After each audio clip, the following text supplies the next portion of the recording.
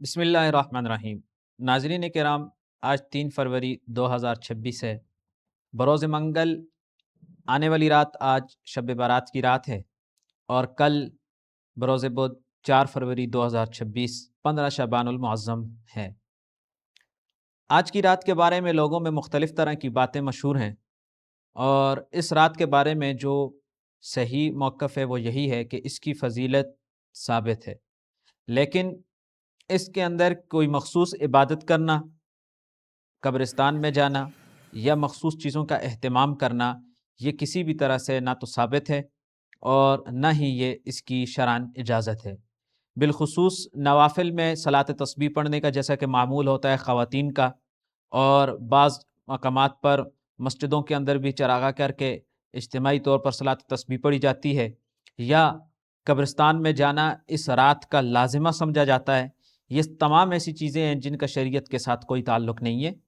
اس رات کی فضیلت ثابت ہے اور اس رات میں عبادت بغیر کسی تخصیص کے ساتھ تنہائی میں کرنی چاہیے، اور اگر کوئی شخص وہ تنہا بغیر کسی اہتمام و التزام کے قبرستان میں جاتا ہے اس نیت کے ساتھ کہ نبی اکرم صلی اللہ علیہ وسلم بھی اس رات قبرستان گئے تھے،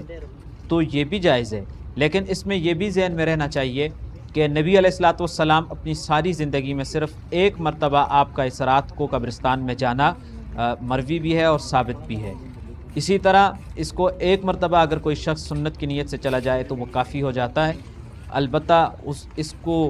قبرستان جانے کو اس رات کے لوازمات میں سے سمجھنا اور عبادت سمجھ کے جانا یہ شرعاً درست نہیں ہے۔ اس رات کے موقع پر آج جیسے منگل کا دن ہے، آج رات مختلف چیزیں پکا کر ایک دوسرے کے گھروں میں شیئر کرنا جو اس کو ضروری سمجھا جاتا ہے تو یہ ٹھیک نہیں ہے۔ اسی طرح کل کا جو روزہ ہے، اس روزے کے بارے میں ایک حدیث مروی ہے اور محدثین کرام نے اس کو ضعیف کہا ہے۔ یہی وجہ ہے کہ احتیاط کا پہلو یہ ہے کہ ان دنوں میں چونکہ ایام 20 کے روزے بھی ہوتے ہیں، تو 13، 14، 15 کے روزے ایام 20 کی نیت سے رکھ لیے جائیں تو اس میں 15 شعبان بھی شامل ہو جاتی ہے۔ جو فقہائے کرام نے محتاط پہلو ذکر کیا وہ یہی ہے، اور بالخصوص اس موقع پر خواتین کا اس طرح اہتمام کرنا کہ آج سے لے کے کل تک مختلف چیزیں پکا کر ایک دوسرے کے گھروں میں بھیجنا، اور پھر یہ ضروری سمجھنا، جیسے کہ بعض بڑی عمر کی خواتین وہ اس کو ضروری سمجھتی ہیں اور مختلف قسم کے جو اس کے اوپر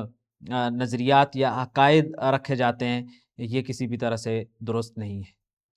لہٰذا ان ساری باتوں کو سامنے رکھ کر یہ بات ثابت ہوتی ہے کہ اس رات میں عبادت بھی کی جا سکتی ہے، عبادت کرنی بھی چاہیے، اور اس رات کے بارے میں یہ عقیدہ رکھنا اور یہ ماننا کہ یہ ایک مقدس رات ہے یہ بھی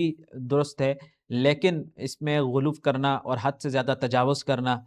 یہ کسی بھی طرح سے اس کی گنجائش نہیں ہے۔ دیکھیے، شریعت نام ہے اتباع کا، اور اتباع کا مطلب یہ ہے جو چیز جس حد تک شریعت نے بتائی ہے اور جس حد تک اس کی گنجائش دی ہے اسے اسی حد تک رکھ کر